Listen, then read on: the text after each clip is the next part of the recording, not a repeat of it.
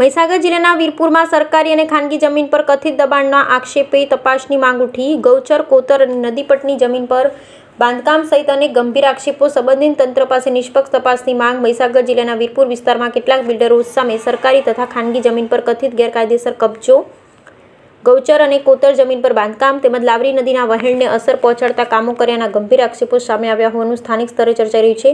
મળતી વિગતો મુજબ વીરપુર બાલાસિનોર મુખ્ય માર્ગ પર આવેલ સીમ સર્વે નંબર 185 પૈકીની અંદાજે 18 ગુંઠા જમીન અંગે એવો દાવો કરવામાં આવી રહ્યો છે કે નકશા મુજબ તે વિસ્તારમાં કોતર અને વહેણની જમીન હોવા છતાં ત્યાં સમતળીકરણ કરી દુકાનો, શોપિંગ કોમ્પ્લેક્સ અને મકાનોનું બાંધકામ કરવામાં આવ્યું છે। જોકે આ દાવાઓની સત્તાવાર પુષ્ટિ થયાની બાકી છે। સ્થાનિક લોકોના જણાવ્યા મુજબ કેટલાક ખેડૂતો અને જમીન માલિકોની મિલકતને લઈને વિવાદ ઊભો કરવામાં આવ્યો હોવાનું તેમજ કાયદાકીય પ્રક્રિયાનો દુરુપયોગ કરી જમીનો હસ્તગત કરવાનો આક્ષેપ પણ કરવામાં આવી રહ્યો છે। આ ઉપરાંત સંબંધિત વ્યક્તિ સામે અગાઉ પોલીસમાં વિવિધ ગુનાઓ નોંધાયેલા હોવાના દાવાઓ પણ થઈ રહ્યા છે, પરંતુ તેની સત્તાવાર વિગતોની પુષ્ટિ થવાની બાકી છે। સમગ્ર મામલે સ્થાનિક નાગરિકોએ જિલ્લા વહીવટી તંત્ર, મહેસૂલ વિભાગ, ગ્રામ પંચાયત અને સંબંધિત તપાસ એજન્સીઓ દ્વારા નિષ્પક્ષ તપાસ કરવામાં આવે અને જો કોઈ ગેરરીતિ સામે આવે તો કાયદા મુજબ કાર્યવાહી કરવામાં આવે તેવી માંગ કરી છે। ઉપરોક્ત વિગતો સ્થાનિક સ્તરે કરવામાં આવેલા આક્ષેપો પર આધારિત છે। સંબંધિત પક્ષનો પ્રતિભાવ મેળવવાનો પ્રયાસ કરવો અને સત્તાવાર તપાસના તારણો બાદ જ કોઈ નિષ્કર્ષ પર પહોંચવું યોગ્ય રહેશે।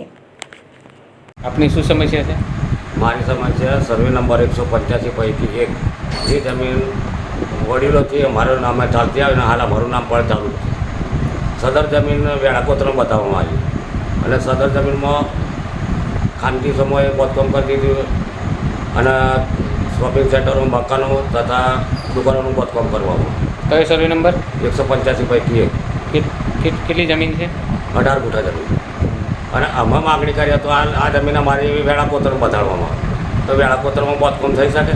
એવું ના થઈ શકે તો અમને બીએલઆર એમ કહેતા તો વેળાકોતરમાં બાંધકામ ના થાય તો આ બિલ્ડરે અમારી જમીન પચાઈ પડીને વેળાકોતરની જમીન હોય તો વેળાકોતરની જમીન ખુલ્લી કરવામાં આવે। કોની પચાઈ પડી? મુકેશભાઈ શુક્લને પચાઈ પડી અને ઉપર બાંધકામ કરી દેવામાં। આ બાબતે તમે કોઈ લેખિત કે મૌખિક એટલે મામલતદારમાં કરેલી મામલતદારે સતી સુધારણમાંથી કમી કરી નાખી, રમેશ મોઢાનું નામ દાખલ કરી અને એના માટે મેં મહેસૂલ સચિવને જાણ કરી કે નાણાકીય લાભ લઈને ખોટો નિર્ણય કરવામાં આવ્યો તો મહેસૂલ સચિવે પ્રાંત કલેક્ટરને આદેશ કર્યો। પ્રાંત કલેક્ટરમાં 3 મુદત પડી, ત્યાર પછી મારી મુદતો નીકળી નથી ને ફાઇલ દબાવી દેવામાં આવી। આ બાબતે તમે શું કરવા માગો છો? આ બાબતે થોડો સમય જોઈએ, ન્યાય મળે તો હું ઉપસંતોલન પર પ્રાંત કલેક્ટરમાં બેસવાનો। શું નામ આપનું? પ્રજાપતિ ડાયાભાઈ નાથન।